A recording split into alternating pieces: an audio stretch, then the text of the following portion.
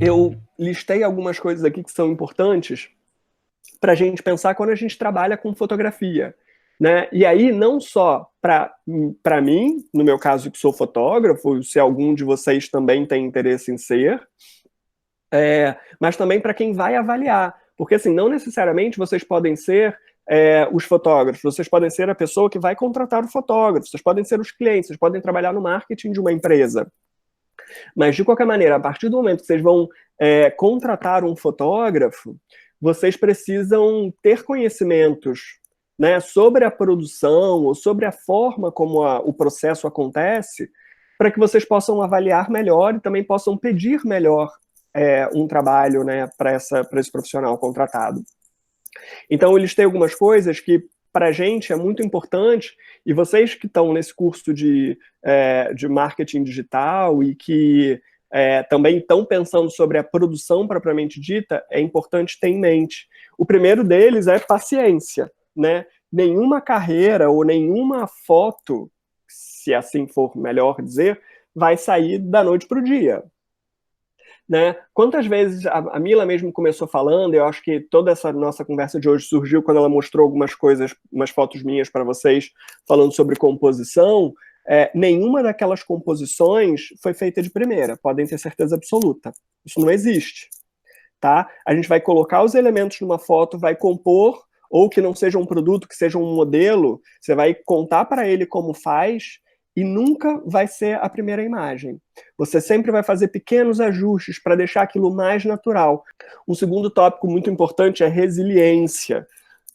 E por resiliência eu digo a capacidade da gente conseguir ultrapassar os obstáculos. Sejam os obstáculos das adversidades de é difícil fazer um trabalho, às vezes eu não tenho recurso, ou às vezes eu vi um não, bater nas portas e não ter essas portas abertas, e você tem que insistir, insistir, insistir, insistir, que também esbarra, obviamente, com a paciência, né?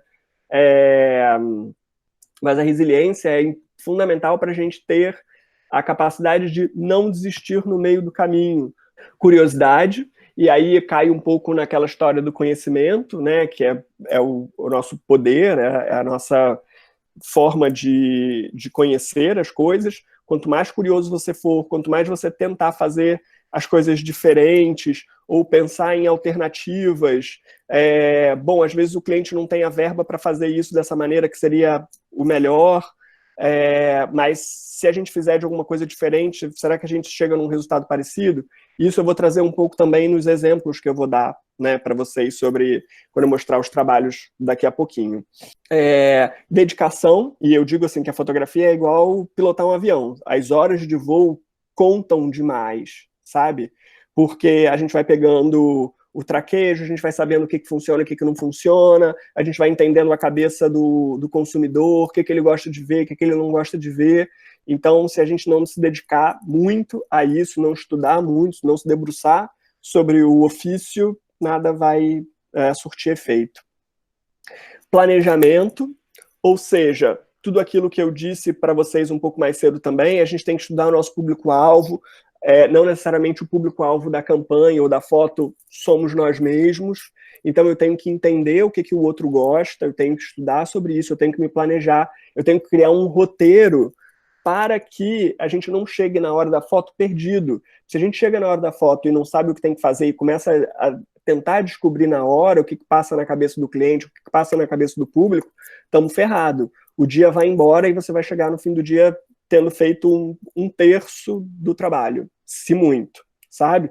Então a gente tem que planejar, tem que roteirizar, tem que preparar. De hora a hora eu vou fazer a tal foto, de hora a hora é a tal foto, e aí vai, troca isso, agora troca aquilo. Se você não tiver um esquema muito bem definido, muito bem detalhado, a gente não chega. Uma outra coisa é experimentação.